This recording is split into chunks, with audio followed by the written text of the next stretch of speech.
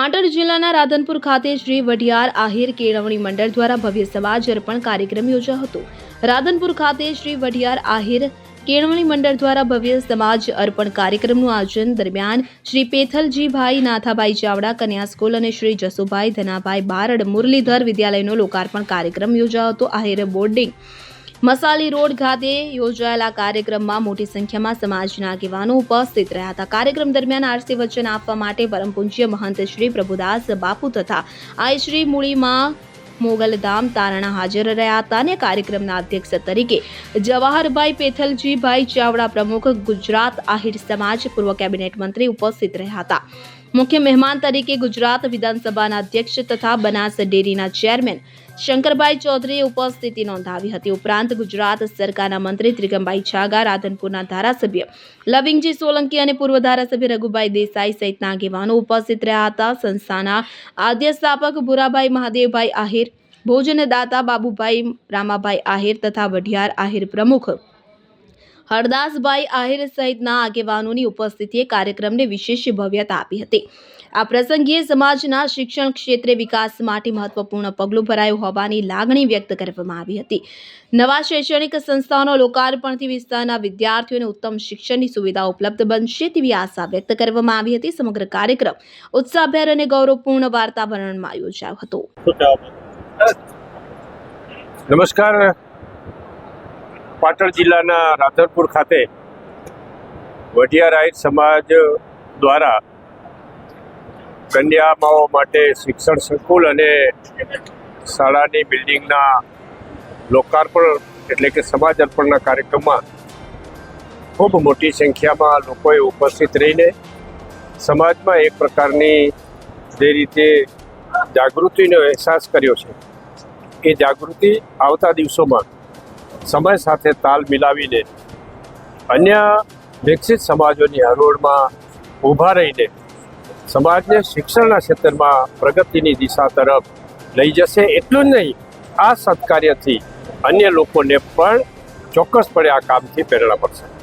સમાજે આજે મોટો ફાળો સ્વાભાવિક છે, સમાજનું છે, સમાજ માટે કરવાનું છે, સમાજ માટે આપવાનું છે। એટલે જ્યારે સમાજનો વિષય હોય ત્યારે દરેકે દરેક વ્યક્તિ પોતાની શક્તિ મર્યાદા પ્રમાણે ચોક્કસપણે સમાજ માટે યોગદાન આપવાનો પ્રયત્ન કરતો હોય છે ને એના ભાગરૂપે આજે સમાજે ફરી એકવાર સુંદર શરૂઆત જે કરી છે એ શરૂઆત આવતા દિવસોમાં સમાજના દીકરાઓના શિક્ષણ માટે ખૂબ મહત્વની બની રહેશે।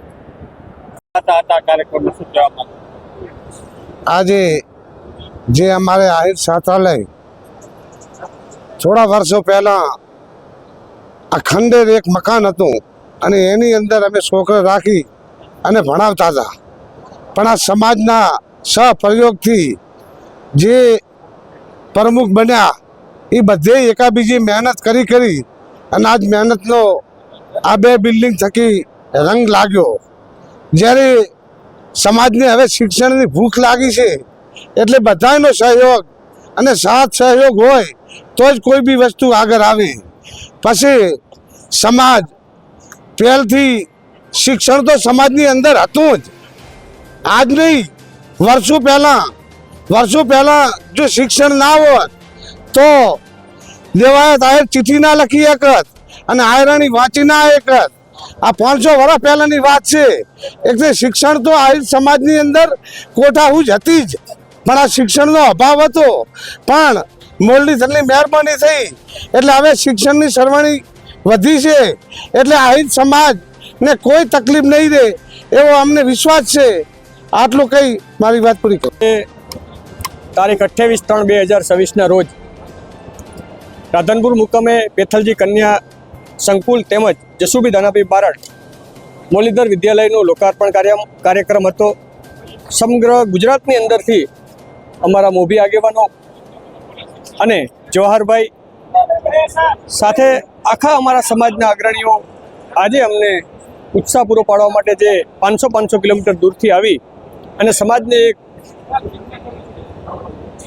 સમાજ માટે સમય આપી અને સમાજને શિક્ષણ માટે થઈને લોકોએ જે એક મસાજ લઈ અને નીકળવા માટેનો અમારો જે ધ્યેય છે શિક્ષણ માટે, આવનારા દિવસોની અંદર કન્યાઓ અને કુમારની વ્યવસ્થા માટે અમારે એક બિલ્ડિંગની ઘટ હતી, તો આજના દિવસે અમારા આગેવાનોના અથાગ પ્રયાસથી અને સમાજના અથાગ પ્રયાસથી નવા ફાળાની શરૂઆત થઈ છે. આવનારા દિવસોની અંદર એક નવું આવું બિલ્ડિંગ બનશે, જેની અંદર અમારા દીકરા અને દીકરીઓ બંને રહી શકે એવી વ્યવસ્થા ઊભી કરી છે. આજના દિવસે આપ સૌ પત્રકાર મિત્રોનો, સૌ આગેવાનોનો હૃદયથી આભાર માનું છું. આપે પણ 51 લાખ રૂપિયા જાહેર કર્યા. આજે મારા પરિવાર વતી મારા પરિવારે શિક્ષણ માટે દાન આપ્યું છે, એનું મને ગૌરવ હોય. સમાજ માટે જ્યારે સારા કાર્ય કરીએ ત્યારે સમાજે હરહંમેશ ઉદાર હાથે દાન આપવું જોઈએ. એ જ રીતે મારા પરિવારે પણ આ શિક્ષણ માટે દાન આપ્યું છે. એ કુમાર સંકુલનું બિલ્ડિંગ બનશે, એમાં એનો ઉપયોગ પણ થશે. વસંત કડિયા સાથે CN24 ન્યૂઝ પાટણ. હવે જુઓ દેશ દુનિયાની તમામ ખબરો તમારી આંગળીના ટેરવે. ઉઠાવો મોબાઈલ અને Google Play Store પરથી ડાઉનલોડ કરો અમારી CN24 ન્યૂઝ મોબાઈલ એપ.